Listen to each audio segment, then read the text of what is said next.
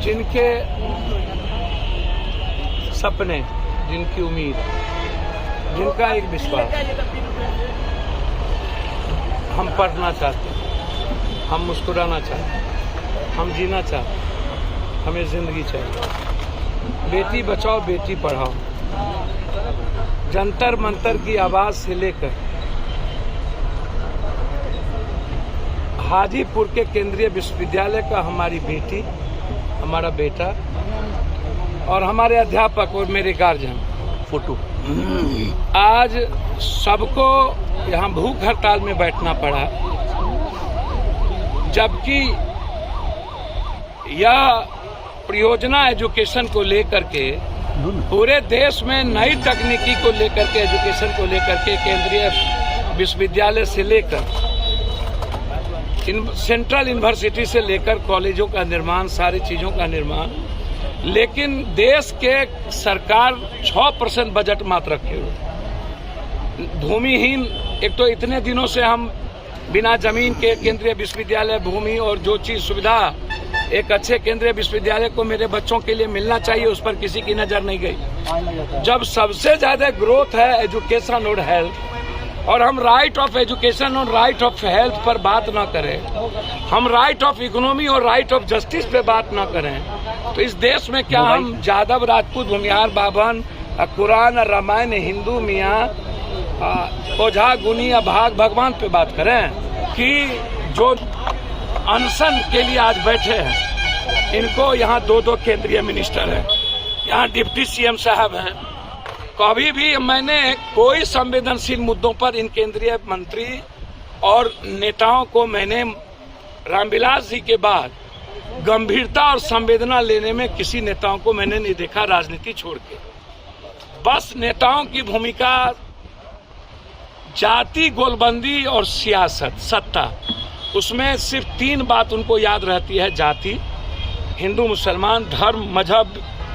इनके अलावे कोई बात याद नहीं रहती है कि आम आदमी क्या करे, आम आदमी का रोजगार क्या होगा, इकोनॉमी कैसे बढ़ेगी, किसान की स्थिति क्या होगा, महंगाई की क्या होगी। देखिए, एक बात इतनी नहीं, देश की दूसरी घटना है 300 से ज्यादा, मुझको लगता है 500 भी क्रॉस करेगा।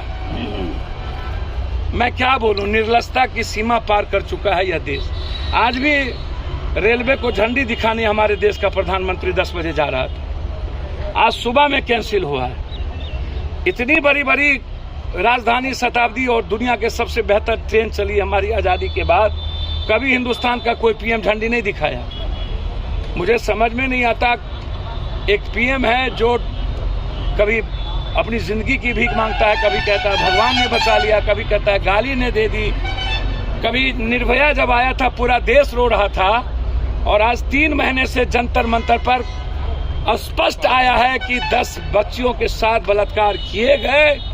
उसके बाद देश का पीएम ट्वीट नहीं करता है, और उसके बाद अभी तक इस्तीफा नहीं लिया जाना रेलवे मंत्री का।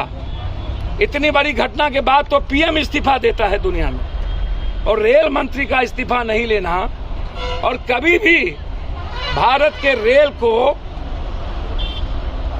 आम आदमी की सुविधा के लिए नहीं बनाया गया। हमारे बिहार में रामविलास जी, जॉर्ज, केदार पांडे, बाबू जगजीवन राम और लालू यादव, इन लोगों ने हमेशा जब भी आए तो निचले पौधान पर मिडिल क्लास की सुविधा और सुरक्षा की बात पर ध्यान दिया, चाहे वो प्रयास नहीं हो पाया। मैं रेलवे विभाग को मुनाफा का विभाग नहीं मानता हूँ, मैं उसको सरप्लस का विभाग मानता हूँ कि घाटा भी ना हो, मुनाफा में भी ना रहे।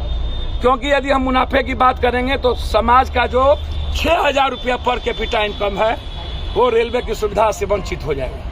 साफ सुथरे पर व्यवस्था नहीं हुई, रेलवे को प्राइवेटाइजेशन करने के लिए दे दिया, हर स्टेशन को प्राइवेट करने के लिए। हमारा आम लोग, गरीब लोग, आप स्टेशन प्लेटफॉर्म पर नहीं जा पाएगा। 100 रुपया टिकट होगा, 50 रुपया से ज्यादा का टिकट होगा। जिसकी जिंदगी 100 रुपया नहीं कमाता है महीना में, तो कहां से रेलवे स्टेशन पर जाएगा? और इतनी बड़ी घटना, हम चाहेंगे 20-20 लाख रुपया मुआवजा दे। बिहार में जो लोग मरे हैं उसमें 4 लाख रुपया मुआवजा बिहार सरकार भी दे, पदाधिकारी सस्पेंड हो और रेलवे मंत्री इस्तीफा दे कि दोबारा इतनी बड़ी घटना ना घटा, और रेल विभाग कम से कम 20 लाख रुपया मुआवजा।